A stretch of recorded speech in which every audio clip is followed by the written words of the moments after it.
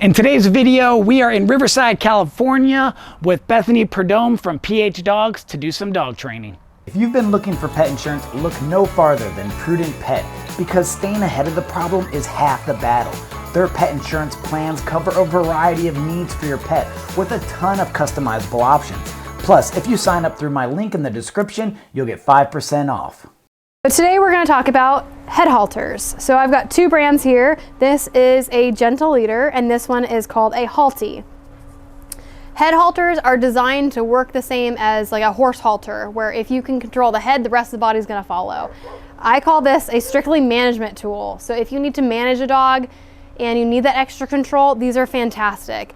They are very difficult to fade. So if I'm trying to teach loose leash walking and my goal is to get my dog on a flat collar, this is one of the more difficult tools to fade. The reason why they're difficult to fade is it's very obvious when they're on. With a prong collar or a choke chain or a martingale or any of the collars on the dogs, I can kind of loosen them up where they're on but the dogs can't feel them. With this, they know when there's something on their nose. So it's a little bit more difficult to fade away. So we'll start with the Halti. This is my favorite head halter. The reason why this one is my favorite is because this bottom, so this is where the leash attaches here. It's got a safety clip, so this goes to the dog's regular collar. So if I was gonna put this on my dog, this part goes behind the ears and this part goes over the nose. So on my dog, it'd look like this. My leash attaches to this spot and this attaches to my dog's flat collar as a safety. So if they got this off, I still have my dog. So the part that goes over the nose, it has like this kind of pulley system. So when the leash is loose, it's nice and loose around their mouth. If they start to pull, my leash gets tight. It actually gets snug around their nose, and then I can turn their head away. So the idea behind this was wherever the head goes, the rest of the body is going to follow. So if I can control the head and my dog were to lunge, I can physically turn their head around and they don't have the momentum to drag me around. This is good if you have kids that want to be able to walk your dog, or an elderly person, or maybe you just had arm surgery, or you have a giant dog. Again, if you can control a horse, you can control a dog. So this is the Halti head halter. The other one is the more common name, and this is the gentle leader. Gentle leaders have one part that goes behind the head and the other part goes behind the nose. So you can see it's a little bit simpler than the Halti, and it's got this little lever. This little lever right here can adjust to make it more snug around the nose or looser around the nose. So when the dog is wearing the gentle leader, they should be able to open their mouth and pant. They should not be able to paw it over their nose. So we'll get it fitted to the dog so you can look at it. And on this one, so if I have it fit like this for my dog mouth, my leash would attach down here. So again, as the dog turns, as I pull, the dog's head is going to make that turn. This is a gentle leader. This is Milan. Milan is a lab puppy. He's very excited. He loves everybody and everything, which causes him to pull a lot when he sees people on walks or just in general.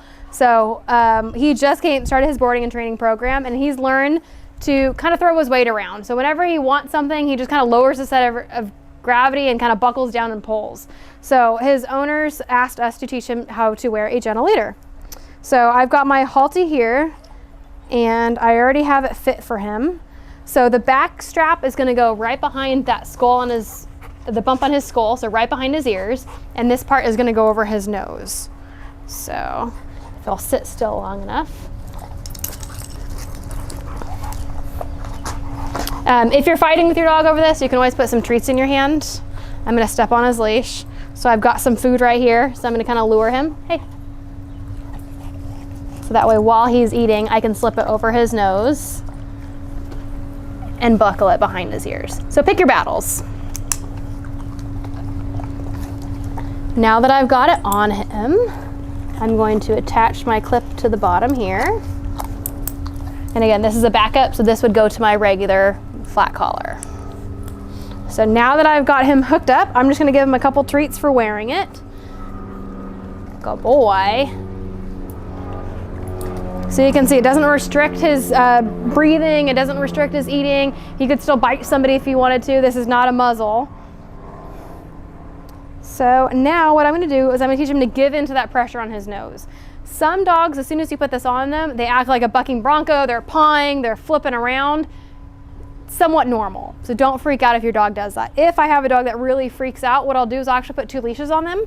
I'll put one on their flat collar and one on their head halter, and that way I can take off tension as needed to get them comfortable. But you can see he doesn't care. So I can just give him some treats.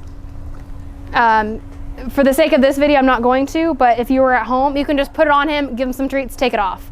Put it on him, give him some treats, take it off, and just desensitize him to wearing it that way. So what I'm gonna do to start is I'm just gonna kind of pull him forward. I've got my treats ready to reward him.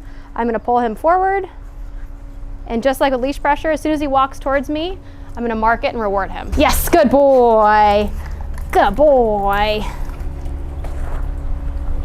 So this is a good example of why, although they're called gentle leaders, I usually don't use these. A lot of times owners think that these are better for the dogs, but the dogs usually hate them. So it takes a little bit of time getting them used to it. So I'm gonna do the same thing, level with the body. He moves with me, I'm gonna reward.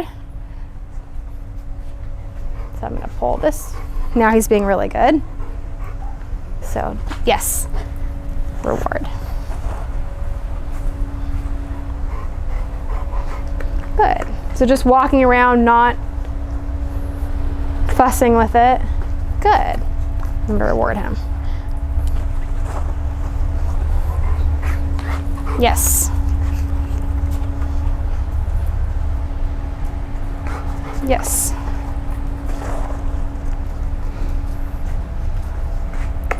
Good.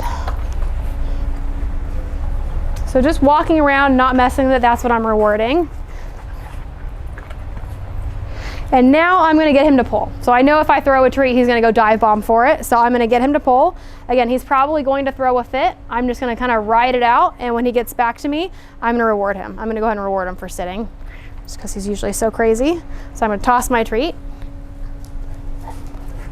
Yes.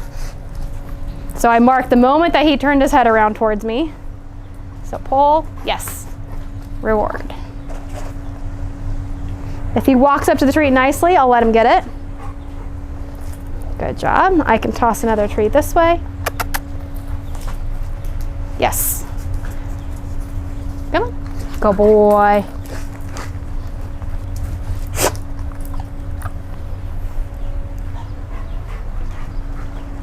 Walks up nicely, I'll let him get it. Yes. Good boy. Good. I'm gonna reward that just because he didn't drag me towards it. If I can walk up nicely, I'll let him get it. And same thing with this one. Good. So now I know this dog loves people, right? So I'm gonna use a person as a higher level distraction.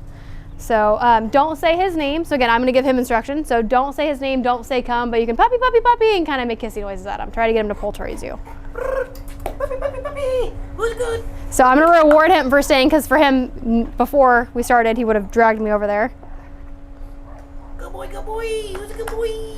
So again, turn his head, yes, reward.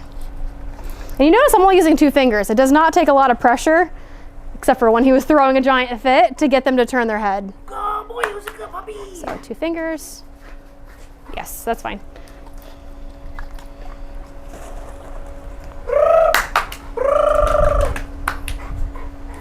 Now you can see he's like, I'm not falling for that one. So now I'm gonna let him go say hi. Break. And I'll let him get some pets. Now I'm gonna pull him away. Yes, good boy. So if they try to lay down, I just kind of pull their head up. Yes, and I'll mark and reward them. I don't want them to learn how to get it off. Once they learn how to get it off, it's very difficult to keep it on them. Do you want me to call him again? Yeah, I'm just gonna let you kind of pet him. And now I'm gonna pull him away. So 2 fingers, pull, pull, yes. Mark it, reward. So his head is gonna turn whichever way I pull. So I need to keep that in mind. So if I'm over on this side and I pull him, his head is gonna go that way. So I wanna make sure that the leash is always towards me, because that's the direction that he's going to turn. I also do leash pressure up for sit. So once the dog is giving into the leash pressure, so again, if it's on this side, I need to pull him this way. Good boy. So I'd never want to be like this. I never want to have it like this, because that way if I pulled, his head's going to turn away from me and I don't want to twist his neck around. So the leash should always be closest to me.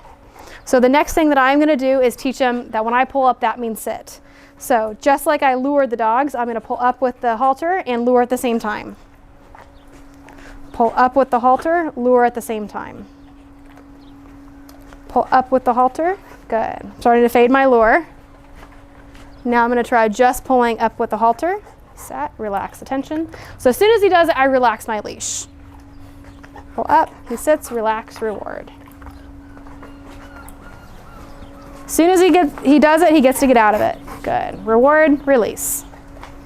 Leash, reward, release. Break. Yes. Break. Pull up.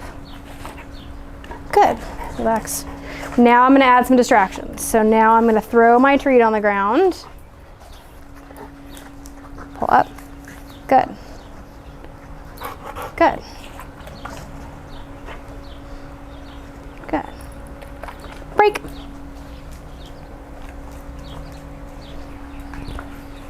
Pull up, he sits. Now I can actually start my stay with this too. This is really good if you have a super, super energetic dog when they see other dogs. This is a really nice tool to be able to help you control them without fighting with them. So this is my distraction. If he gets up, I just pull up, relax, distraction. He stays, I reward him. My leash is short, tension free, distraction. Again, I'm allowing him to make the mistake. Either he's going to stay in his sit or he's going to break. I'm going to wait to see what he's going to offer.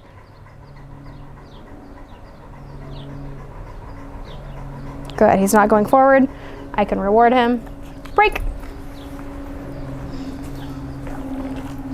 So the keys to this is don't let them get it off and don't pull in a direction that they can't go. So if I tighten up my leash, that's my cue for my dog to sit. I will also teach them when I pull down, that's also for a down, but I want them to move in my direction. So if I pull forward, I want him to easily go forward. If I turn this way, head should easily turn that way.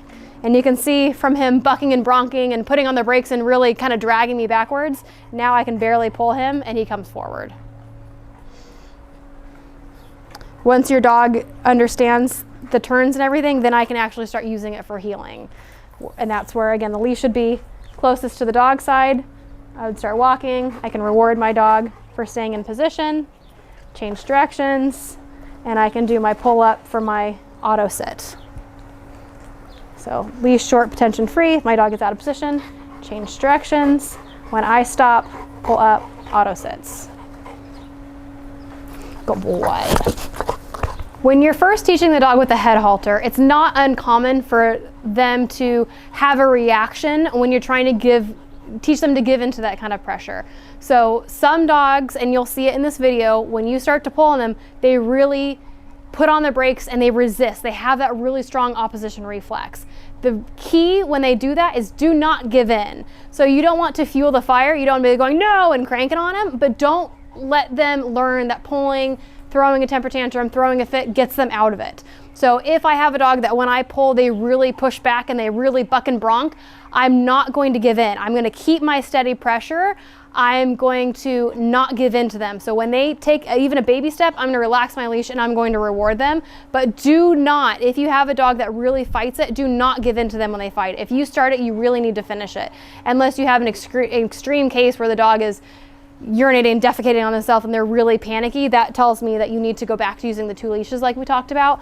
But if you have a dog that puts on the brakes, that really pulls, keep that steady tension and be more stubborn than they are. Wait for them to just go, okay, fine. Basically, that's what we're rewarding with the gentle leader or a head halter, is the okay, fine moment. So as soon as he goes, I don't like it, okay, fine. Yes, that's what I want. Just give in, don't fight it.